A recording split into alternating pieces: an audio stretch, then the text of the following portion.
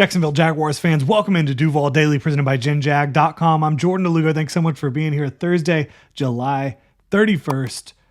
Earlier, we did our full Jaguars training camp practice number 7 recap that gets into all the minutia, all the different plays I talk about, all that stuff.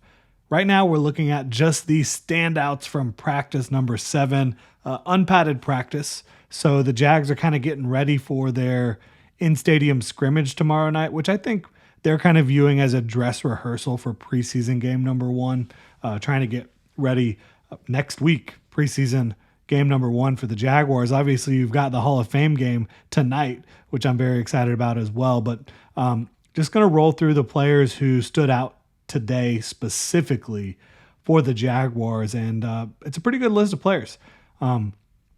So we'll start off with Trevor Lawrence. I think Trevor played very well overall. Today, he was 9 of 16, and I say this a lot, but tracking quarterback stats throughout training camp, just giving you that raw number, similarly to giving you that raw number just from a game, random game, box score, whatever, it really is not indicative of how a quarterback played. I mean, you say 9 of 16, that's like close to 50%.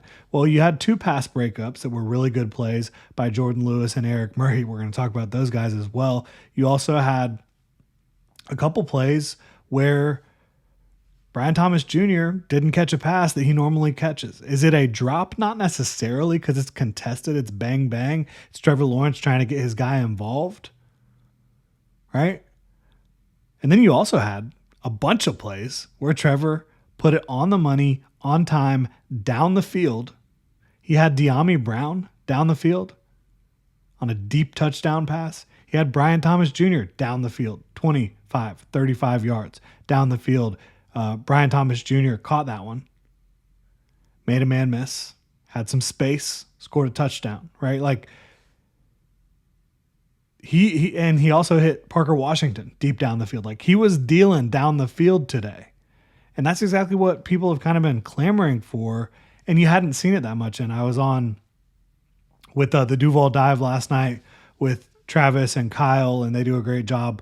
But people were asking about Trevor Lawrence and the deep ball. And of course, as soon as you ask about it, that the next day he has several connections deep down the field. And even on Tuesday, I mean, he had a really nice throw deep down the field to DAndre Brown. That was a big play for the Jaguars. So, I think that the deep ball is really coming along, and everything else has been smooth sailing the last few practices. Now, are there areas he can continue to improve? Yeah. Are there areas everyone on this roster can continue to improve and continue to grow? Yes, 100%. But I think you're seeing the timing, the accuracy, the footwork, the confidence, the deep ball. It's all coming together for Trevor Lawrence right now. And it is still just practice, right? But you have Trevor Lawrence, I think, doing everything he needs to do in practice and showing the progression that you want to see. So that's very exciting. I think he's in line for a very big year under Liam Cohen. And I mentioned Brian Thomas Jr. not making some of the plays. Do not worry about Brian Thomas Jr. right now. Early on last year, before the season started, people were questioning him as well. He really broke out in terms of attention and hype in the joint practices against the Buccaneers. And Buccaneers players and coaches were like, oh my God, we can't keep up with this guy. And then you saw what he did during the regular season. Don't worry about Brian Thomas Jr. right now. One player who really has come on, though, is DAndre Brown. He had a really good offseason. OTAs, mini camp, all that, great playoff run with the Commanders. But early on in training camp wasn't really seeming to have that connection with Trevor Lawrence. But, I mean, the guys had several impressive practices in a row, or two impressive practices in a row, I should say. And today was very impressive, getting that, again, the deep connection with Trevor Lawrence, because DAndre Brown has this speed, this explosiveness. His primary role in college was as a deep threat, and then he also did some of that at Washington and the screen game as well. And Grant Udinski talked about him a little bit after practice, but I really think that he has stood out in a very positive manner the last couple practices, which is what you want from him. And Travis Etienne, I think he stood out as well today. He had a couple catches. He had 3, 4 nice runs that would have picked up probably 10 plus yards on each of them. So he's coming into his own, finding his footing. The running game and the run defense have been trading punches all camp. The first day when pads came on, you saw the offensive line and the run game really kind of take it to the run defense. Other than that day, it's been really back and forth. And I thought that Travis Etienne, among all the running backs today, certainly had the best day. Yeah, I think it's fair to say that. I think the running back who had the second best day was clearly Jaquindon Jackson, and he's someone I've been talking to y'all about a lot. And Grant Udinski, Jaguars offensive coordinator, was actually asked about Jaquindon Jackson and how he's been able to perform. But I wanted to read his answer for y'all. Obviously, I think y'all should go check out Udinski's interview, press conference, and also Brian Thomas Jr. as well. But this is what he had to say about Jaquindon Jackson. He's taking advantage of his opportunities. You kind of said it right there in the question. I think all the guys really have, especially with some of the injuries. And at running back, you're always going to get some rotation because a guy's running 70 yards down the field in the heat, finishing the run. So you have to have the next guy up and be ready to roll. So it's been his understanding of what we're asking him to do and his understanding of the scheme. He said, I'll be excited to see when we go full pads with live tackling when we're up against an opponent to see what shows up after contact for him. And look, so far, he's looked like he's been run through tackles. Yes, they haven't been trying to tackle him to the ground, but even if they were, I think defenders are falling off of him. He's over 230 pounds. He runs like a freight train, but he's got some smoothness, some fluidity to his game, some creativity with the ball in his hands. He's shown good hands as a pass catcher and in pass protection. I'm just continuously very impressed by Jaquindon Jackson. Jordan Lewis has been unbelievably impressive throughout camp as well. He's going to be the Jaguars starting nickel. I think he has the versatility, and he's shown that he has the versatility to do more than that throughout his career. But another pass breakup today and just consistently where he's supposed to be around the football, making plays. I didn't give him a standout on Tuesday because Travis Hunter got behind him, but today he was locked down doing his thing, playing great ball. And Eric Murray is someone who has been able to, from the cover two high shell sort of world, been able to come downhill and make plays on the football. And he did that today as well. He got a big pass breakup that I thought was impressive.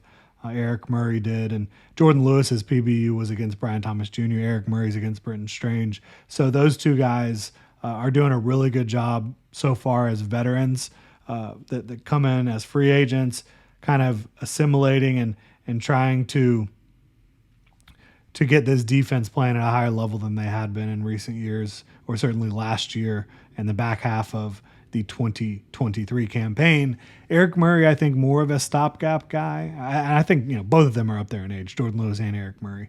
But I think Murray has been impressive to me.